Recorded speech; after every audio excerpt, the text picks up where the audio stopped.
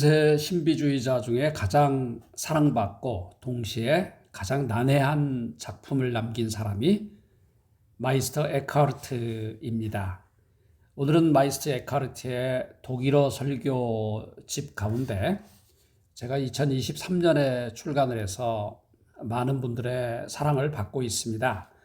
그 설교의 제 첫 번째, 예수께서 성전에 들어가시사 매매하는 자들과 돈 바꾸는 자들을 쫓아내기 시작하셨다.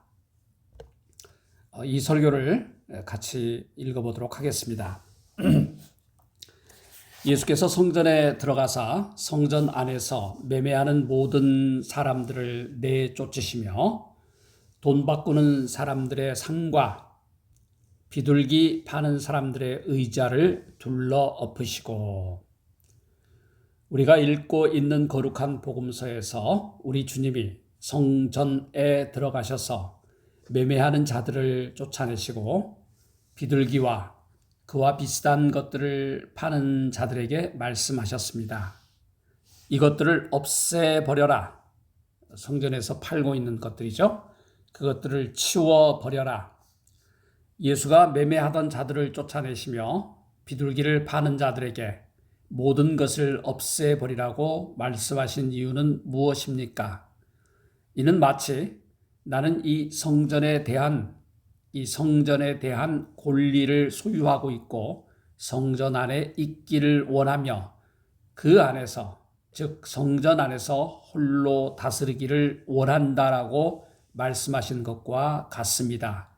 이 성전이라는 것은 신학적으로 예수 그리스도의 당신의 몸을 의미하는 거죠.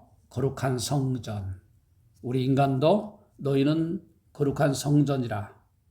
이런 말씀을 우리가 기억하듯이 이 성전은 그리스도의 신학에서 매우 중요하고 마이스터 에카르트도 이런 면을 강조하고 있는 거죠.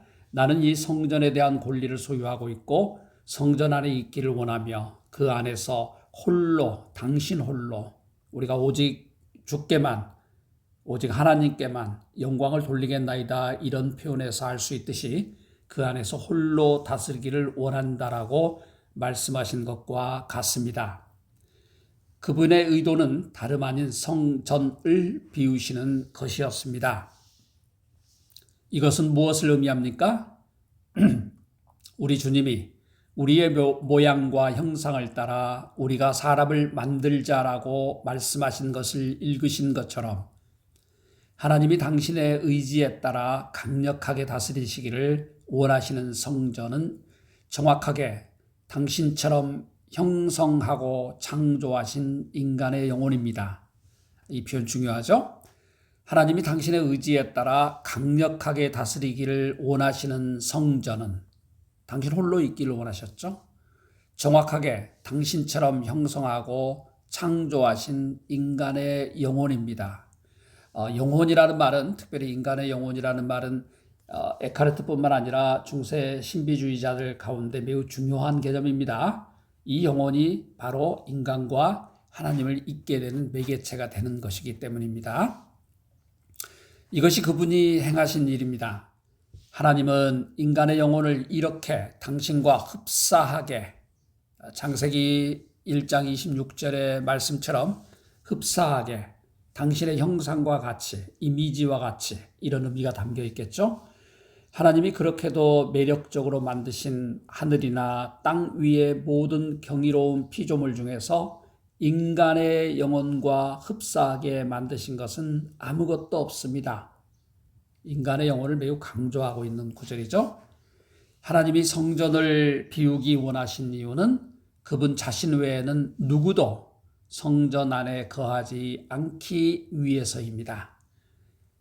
이것이 성전이 그분을 그처럼 대단하게 기쁘시게 한 이유입니다. 성전은 매우 정확하게 하나님과 같아서 하나님은 성전 안에 홀로 계실 때에 그 안에서 아주 편안하시기 때문입니다. 이제 주목하십시오. 성전에서 매매하고 있던 사람들은 누구였고 그들은 여전히 지금도 누구입니까? 이제 내 말을 정확하게 이해하십시오. 나는 지금 오직 선한 사람들에 대해서만 설교하고 있습니다. 기본적으로 중세 수도사들, 신비주의자들은 소수의 그룹, 정해진 그룹들, 예를 들어서 선택받은 사람들, 수도사들, 이들을 1차적인 오디언스로 하고 있는 것입니다. 그럼에도 나는 거기에서 팔고 있는 자들이 누구였고 여전히 팔고 있는 자들이 누구인지 오늘날에도 말씀입니다. 그래서 우리 주님이 쫓아내신 자들, 즉 그렇게 매매했던 사람들과 여전히 그렇게 하는 사람들이 누구인지를 보여주려 합니다. 주님은 이 성전에서 매매하는 모든 자에게 여전히 이렇게 행하십니다. 주님은 그런 사람은 단 한 명도 성전 안에 머물게 하기를 원치 않으십니다. 나중에 이 글이 조금 더 전개가 되지만 성전은 여호와 하나님, 주께 예배를 드리는 거룩한 장소이죠. 이곳에서 사고 판다는 것은 상상할 수도 없고 그런 사람들은 이 성전 안에 단 한 명도 머무르지 않기를 원하십니다. 그래서 예수님께서 성전 청결 청소를 하신 거죠. 보십시오. 그런 사람들은 심각한 죄에 대비해 조심하고 선한 사람이 되고 싶어하고 하나님의 영광을 위해 금식과 철야와 기도와 같은 선행이나 그 밖에 다른 선한 행위들을 수행하는 모든 상인입니다. 자, 이 말 앞구절은 꽤 좋은 것 같죠. 쉽게 말하면 우리를 보면 되는 거죠. 성전에 나간다는 것은 나름대로 그리스도를 믿고 심각한 죄를 고민하고 선한 사람들이 되고 싶은 사람 아니겠습니까? 때로는 금식도 하고 철야도 하고 기도도 하고 하지만은 사실은 본질적으로는 모든 상인들과 같은 습성을 지니고 있다는 거죠. 그러나 그들은 우리 주님이 자신들에게 주시는 상급이나 그들을 기쁘게 해줄 무엇인가를 얻기 위해 그런 일들을 행합니다. 이 자체가 나쁘다는 것은 아니겠죠. 하지만은 그 근본 정신이 무엇인가? 그저 하나님이 좋아서 하나님께 영광을 돌리기 위해서 하는 것인가? 아니면 자세히 보니까 우리를 기쁘시게 해줄 무엇인가? 하나님께서. 그것을 우리는 얻기 위해 그런 일들을 행한다는 것을 지적하고 있습니다. 에크하르트의 그런 초보자들을 위한 글들이 아니에요. 굉장히 고난도에 오랫동안 수도 생활을 했거나 영적인 경지에 들어간 사람들을 위해서 화두를 던지듯이 팍팍 던지고 있는 글귀입니다.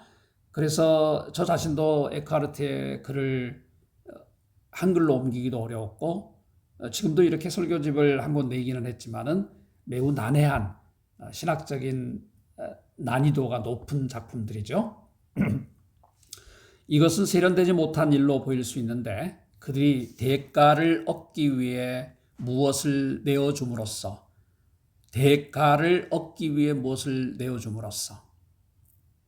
우리 주님과 상업적인 거래를 원하기 때문입니다. 이러한 상업적인 거래는 그들을 현혹합니다.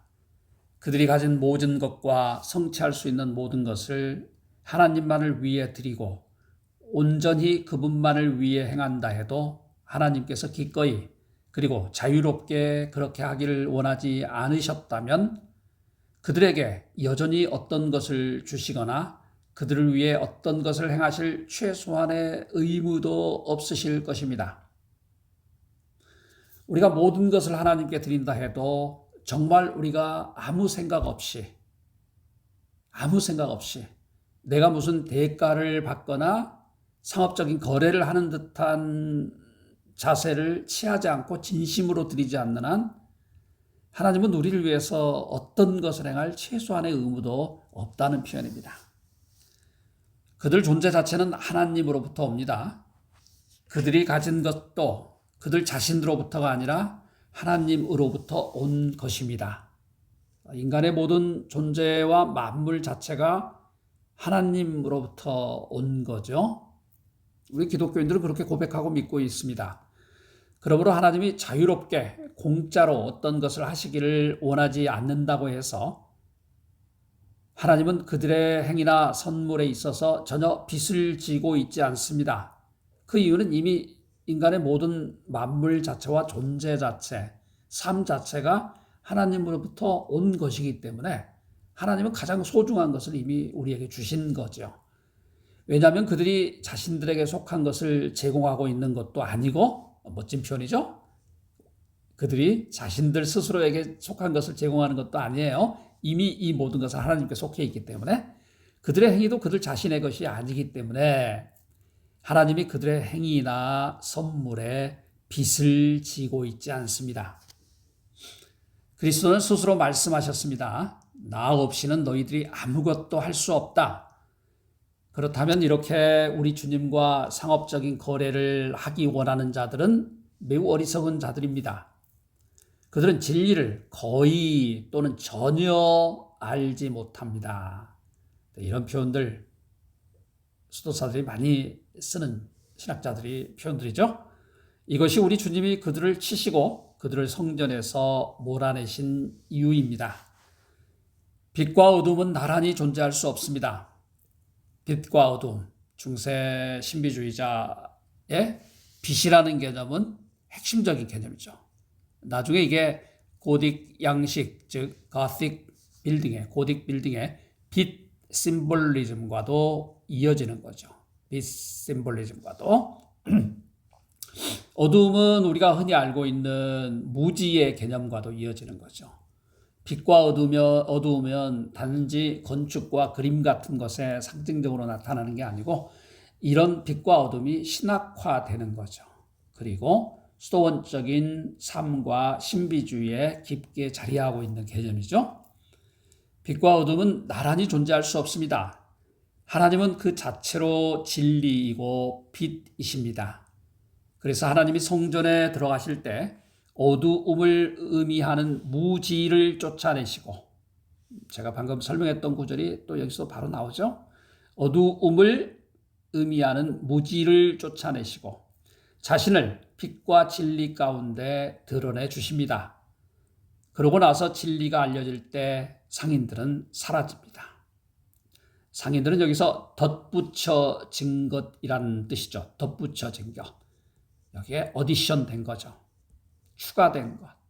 그래서 수도사들은 삶을 정결하게 살아가는 데 있어서 덕지 붙어 있는 삶의 때, 인간의 존재라는 것은 시간의 흐름에 따라서 필요 없는 비본질적인 게 덧붙여지는 삶 아니겠습니까?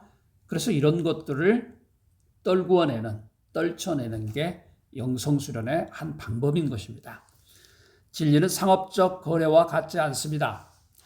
하나님은 자신에게 속한 것 중에 어떤 것도 추구하지 않으십니다.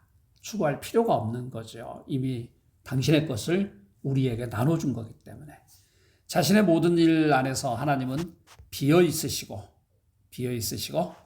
자유로우시며 진정한 사랑으로 일들을 행하십니다. 이것이 하나님과 하나가 된 사람이 행동하는 방식입니다. 멋있는 표현이죠. 하나님과 하나가 된 사람, 유니온이죠. 자주 들게 되는 거죠. 라틴어로는 유니타스, 하나됨.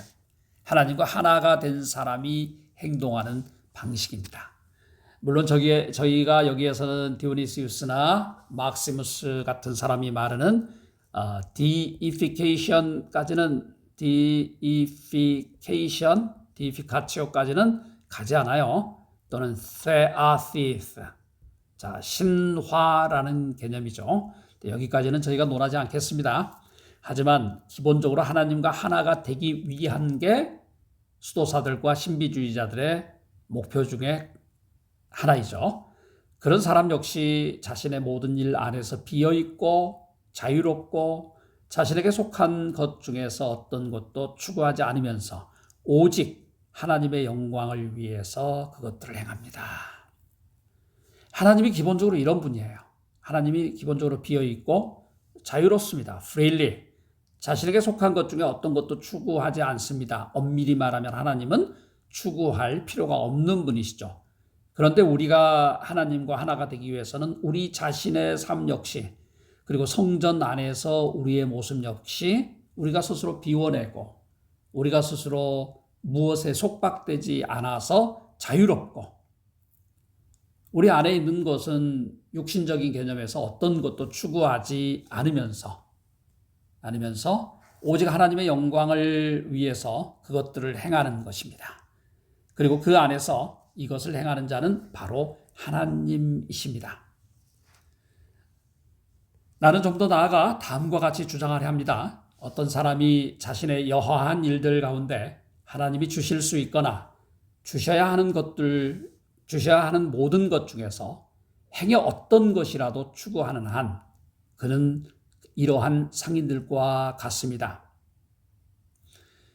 이미 하나님께서 충분히 주셨기 때문에 추구에 대한 열망 자체를 중지하라는 거죠. 지금 있는 상태에서.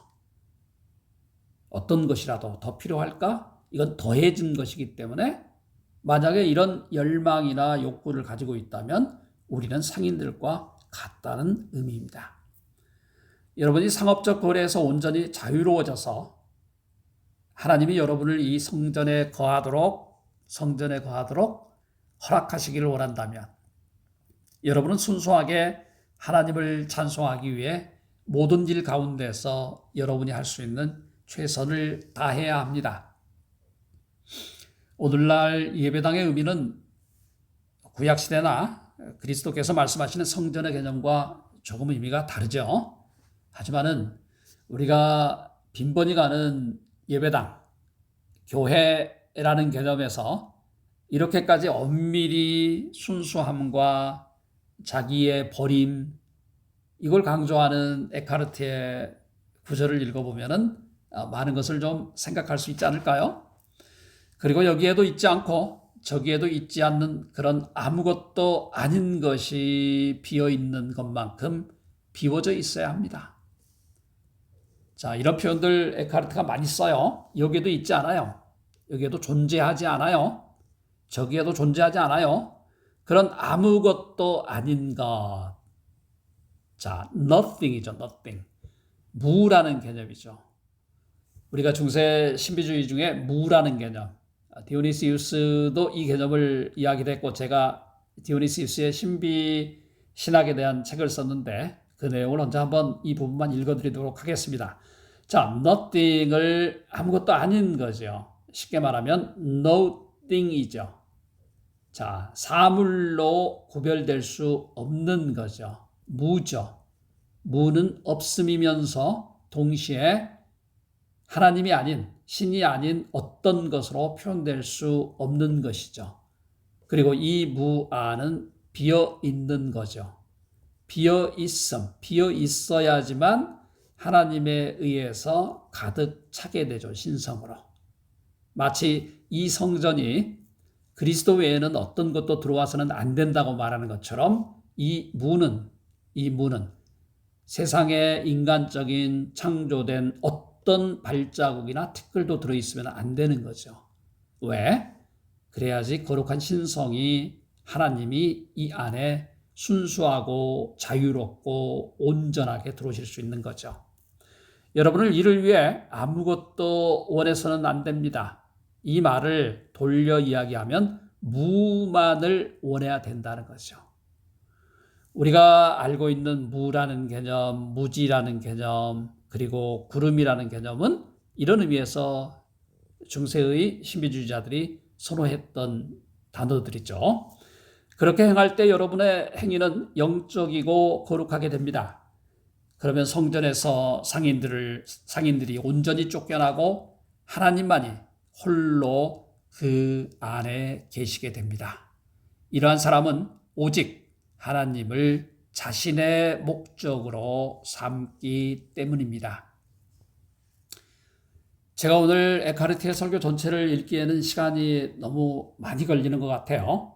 보통 우리가 새벽 기도할 때 짧게는 더 짧게 하지만 20분 내외 말씀을 나누고 있지 않습니까? 그래서 제가 가능하면 읽는 영성 묵상은 20분 아래로 좀 제한하려고 합니다. 오늘은 여기까지 읽겠습니다.